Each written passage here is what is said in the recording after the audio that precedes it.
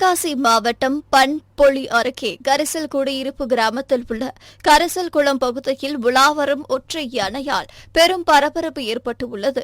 குறிப்பாக விவசாய நிலங்கள் அதிகம் உள்ள இந்த பகுதியில் நேற்று நள்ளிரவு வந்த ஒற்றை காட்டு யானையானது திரும்ப செல்லாமல் அதே பகுதியில் சுற்றி வரும் நிலையில் அந்த பகுதியில் உள்ள பொதுமக்கள் மிகுந்த அச்சத்திற்கு உள்ளாகியுள்ளனர். மேலும் வனத்துறையினர் முகாமிட்டு யானையை விரட்டும் முயற்சியில் தீவிரமாக ஈடுபட்டு வரும் நிலையில் தற்போது கரிசல் குடியிருப்பு கிராமம் முழுவதும் பாதுகாப்பு முன்னெச்சரிக்கை நடவடிக்கையாக மின்தடை ஏற்படுத்தப்பட்டுள்ளது.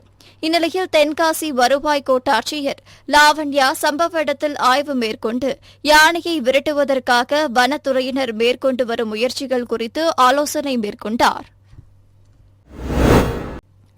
கர்நாடக மாநிலம் மைசூரில் கடந்த 24 மற்றும் 25ஆம் தேதிகளில் 27வது சிட்டோரியோ கராத்தே போட்டிகள் நடைபெற்றது.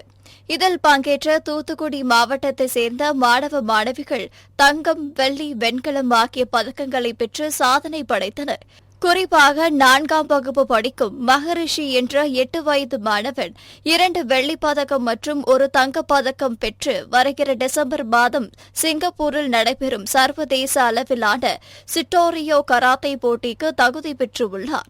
இந்நிலையில் பதக்கங்களுடன் ரயில் மூலம் தூத்துக்குடிக்கு வந்த மாணவ மாணவிகள் மற்றும் பயிற்சியாளர்களுக்கு மாலை மற்றும் சால்வை அணிவித்து உற்சாக வரவேற்பு அளிக்கப்பட்டது. இப்போ நம்ம மைசூர் 27வது லெவல் நேஷனல் லெவல் காம்படிஷன் நடந்தது. இதுல 20க்கும் மேற்பட்ட ஸ்டேட்ல இருந்து கலந்துக்கிட்டாங்க. தமிழ்நாட்டில தூத்துக்குடி மாவட்டத்துக்காக நம்ம 15க்கும் மேற்பட்ட மாணவர்கள் கலந்துக்கிட்டாங்க நம்ம டீம் சார்பா. அதுல 14 பேர் டீம் பிரிவுல கோல்டு அண்ட் சில்வர் அடிச்சிருக்காங்க. மகரிஷி என்ற மாணவன் மட்டும் இண்டிவிஜுவல் கட்டா இண்டிவிஜுவல் குமிட்டியில செகண்ட் பிரைஸ் அடிச்சிருக்காங்க. டீம் கட்டால கோல்டு அடிச்சிருக்காங்க. இப்போ டிசம்பர் மாதம் சிங்கப்பூரில் நடக்கிற இன்டர்நேஷனல் காம்படிஷனுக்கு அவங்க தேர்வு செய்யப்பட்டிருக்காங்க. ஸோ இதுக்கு வாய்ப்பு கொடுத்த நம்ம தமிழ்நாடு சிட்டோரி சங்க தலைவர் ஸ்ரீகாந்த் எஸ் செந்தில்குமார் அவர்களுக்கு நம்ம தூத்துக்குடி சார்பாக நன்றி தெரிவிச்சுக்கணும். அதுபோல் நம்ம எவ்வளோக்குள்ள போயிட்டு சக்ஸஸ் பண்ண காரணம் பேரண்ட்ஸோட ஃபுல் சப்போர்ட் தான். அப்புறம் ஸ்கூல் டீச்சர்ஸ் அதுவும் நம்ம அச்சீவ் பண்ணி நம்ம தூத்துக்குடி மாவட்டத்துக்கு பெருமை சேர்த்த நம்ம டீமுக்கு பெருமை சேர்த்த மகரிஷிக்கு எங்கள் டீம் சார்பாக பெரிய நன்றி தெரிவிச்சுக்கிறோம். கோவை மாவட்டம் மேட்டுப்பாளையம் வருவாய் வட்டாட்சியர் மேற்பார்வையின் பேரில் விக்னேஷ் என்ற விவசாயி அனுமதி வாங்கி புதுக்குட்டை என்ற பகுதியில் லாரிகள் மூலம் வண்டல் மண் எடுத்து தோட்டத்தில் கொட்டி வருகிறார். இந்த நிலையில் குட்டையில் இருந்து வண்டல் மண் எடுத்து வந்த லாரியை சிலர் மடக்கி பிடித்து லாரிகளில் மண் எடுக்க தங்களிடம் அனுமதி வாங்கவில்லை, தங்களிடம் அனுமதி வாங்கினால் மட்டுமே மண் எடுக்க வேண்டும் என லாரி ஓட்டுநர்களிடம் பிரச்சினை செய்துள்ளனர். இதனை அடுத்து அங்கு வந்த கோவை கனிமவளத்துறை அதிகாரிகள் எந்த விசாரணையும் நடத்தாமலும் அரசு அனுமதி கடிதத்தை வாங்கி கூட பார்க்காமலும் லாரி ஓட்டுநரின் செல்போனை பறிமுதல் செய்து லாரி சாவியையும் பிடுங்கிக் கொண்டதாக கூறப்படுகிறது.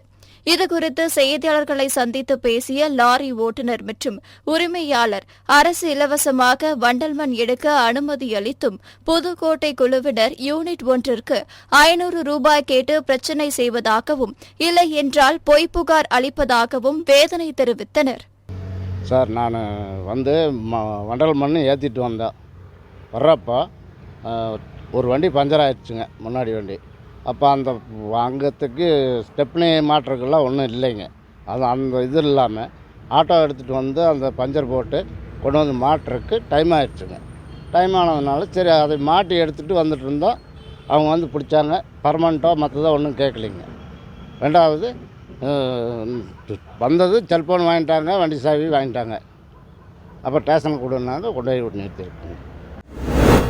புதுக்கோட்டை மாவட்டம் அறந்தாங்கி நகர மையப்பகுதியில் தனியார் திருமண மண்டபத்தில் திமுக உறுப்பினர்கள் கூட்டம் நடைபெற்றது. இதில் சட்டத்துறை அமைச்சர் ரகுபதி மற்றும் சுற்றுச்சூழல் துறை அமைச்சர் சி.வி. மெய்யநாதன் உள்ளிட்டோர் கலந்து கொண்டனர். இதனைத் தொடர்ந்து கூட்டத்தில் பேசிய அமைச்சர் ரகுபதி திமுக வரும் 2026 சட்டமன்ற தேர்தலில் 200 தொகுதிகளையும் நிச்சயம் கைப்பற்றும் என்று தெரிவித்தார். தஞ்சை மாவட்டம் கும்பகோணம் அருகே திட்டுச்சேரி கீழத்தெரு பகுதியில் சுமார் 400க்கும் மேற்பட்ட குடும்பத்தினர் வசித்து வருகின்றனர்.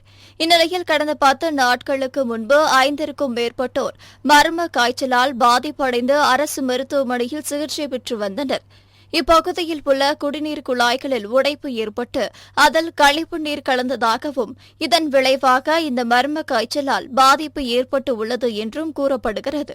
இந்நிலையில் மர்ம காய்ச்சலால் பாதிப்படைந்தவர்கள் அரசு மருத்துவமனைக்கு சென்று சிகிச்சை மேற்கொள்வதில் பல்வேறு சிக்கல்கள் எழுந்துள்ளதாகவும் இப்பகுதியில் பெயருக்குதான் மருத்துவ முகாம்கள் அமைக்கப்பட்டு சிகிச்சை அளிக்கப்பட்டு வருகிறது என்றும் அப்பகுதி மக்கள் குற்றம் சாட்டுகின்றனர். எனவே மர்ம காய்ச்சலால் பாதிப்படைந்தவர்களுக்கு உயர்தர சிகிச்சை அளிக்க வேண்டும், நோய் பாதிப்பை கட்டுப்படுத்த வேண்டும், இப்பகுதியில் பல்வேறு இடங்களில் சிறப்பு மருத்துவ முகாம்கள் அமைக்க வேண்டும் என்று கோரிக்கை விடுத்துள்ளனர். அந்த டேங்க் தான் சார் பிரச்சனை. இவ்வளோ பிரச்சனைக்கும் காரணம் 40 பேர் கிட்ட அட்மிஷனில் இருக்காங்க. 10 பேர் தஞ்சாவூரில் அட்மிஷனில் இருக்காங்க. பொதுவாகவே இவங்க கட்சிக்காரங்க எல்லாம் பார்த்தீங்கன்னாக்கா அந்த டேங்கை இடித்து போட்டு அவங்க பிரச்சனை பண்ணிக்கிட்டு டேங்க் எங்களோட வாழ்க்கையை வீணடிக்கிறாங்க. சுத்தமாக தண்ணி இல்லாமல் 9 மாதம் ஆகிடுச்சு சார். டேங்கை இடித்து போட்டு ரொம்ப கஷ்டமாக இருக்குது. கட்டினா அவங்கள்ட்ட போய் கேட்டால் இல்லை அவங்க கட்சிக்காரங்க கட்டணும் அப்படிங்கிறாங்க. எல்லா டேங்கும் இதுக்கு பெண்டிங் வந்த டேங்க் எல்லாமே கட்டி முடிச்சுட்டாங்க சார். இந்த டேங்க் மட்டும் பெண்டிங்கில் இருக்குது. இதனால தான் சார் எங்களுக்கு இப்போ இந்த மாதிரி இந்த டைஃபாய்டு ஜுரம் இதுன்னு எல்லாம் வந்துருக்கு. 9 மாதம் ஆகிடுச்சு இது வரைக்கும் கட்டவே இல்லை. ஏன் என்னன்னு கேட்டால் அவங்கள்ட்ட வீடியோட்ட போய் கேட்டால் அவங்க என்ன சொல்கிறாங்கனாக்கா உங்களுக்கு சும்மா இன்னும் கட்சிக்காரங்கள பிரச்சனை பண்ணிட்டு இருக்காங்கிறாங்க. எங்களுக்கு நாங்கள் எப்படி சார் தண்ணி குடிக்கிறது? இது வரைக்கும் டேரெக்டாக போர்லேருந்து வருது தண்ணியும் கரெக்டாக 2 மணி நேரம் தான் விடுறாங்க. 2-3 மணி நேரம் தான் பிரச்சனை. காலைல விடுறாங்க, நாளைக்கும் விடுறாங்க. இது மாதிரி இருந்தால் எப்படி சார் நாங்கள் பண்ணுறது?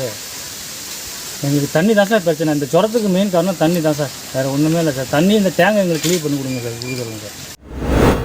அன்னை தெரேசாவின் பிறந்த நாளை ஒட்டி தஞ்சை மாவட்டம் மாதாக்கோட்டை சாலையில் உள்ள அலுவலகம் எதிரே மதர் தெரேசா பவுண்டேஷன் சார்பில் பள்ளி மற்றும் கல்லூரிகளில் பயிலும் நலிவுற்ற ஏழை எளிய மாணவர்களுக்கு காசோலை வழங்கப்பட்டது.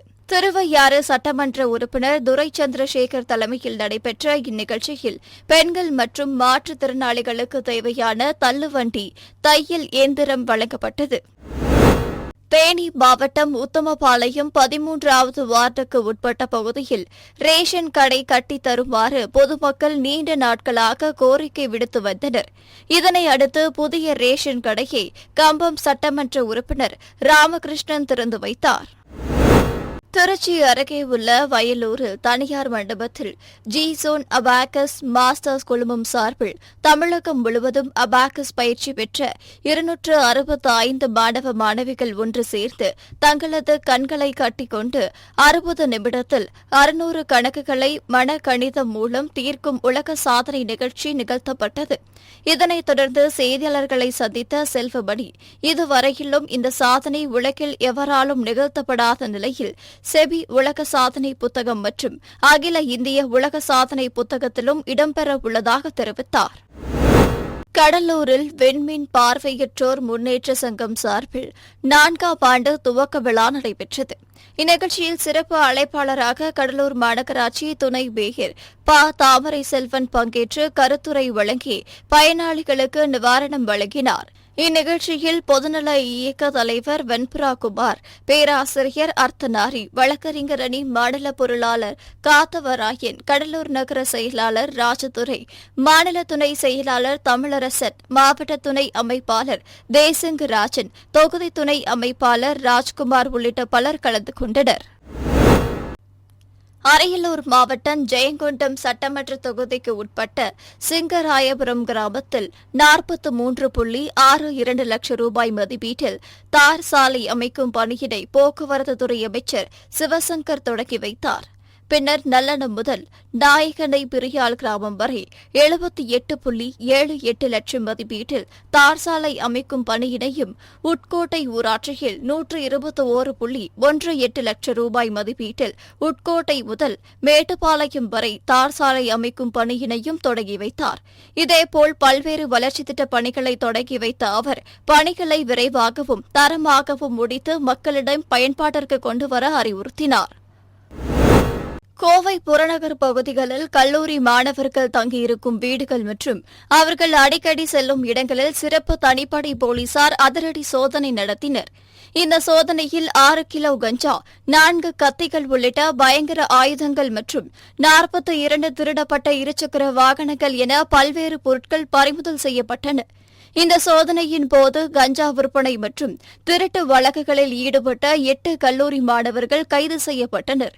இதுகுறித்து சூலூர் காவல் நிலையத்தில் செய்தியாளர்களிடம் பேசிய மாவட்ட எஸ்பி கார்த்திகேயன், கல்லூரி மாணவர்கள் கஞ்சா உள்ளிட்ட போதைப் பொருட்கள் பயன்படுத்துவது குற்ற பின்னணி உள்ளவர்களுடன் தொடர்பு வைத்துக் கொண்டு ரவுடிசத்தில் ஈடுபட்டால் கடும் நடவடிக்கை எடுக்கப்படும் என்று எச்சரித்துள்ளார். இதுவரைக்கும் நமக்கு 6 வெப்பன்ஸ் சீஸ் பண்ணியிருக்கோம்.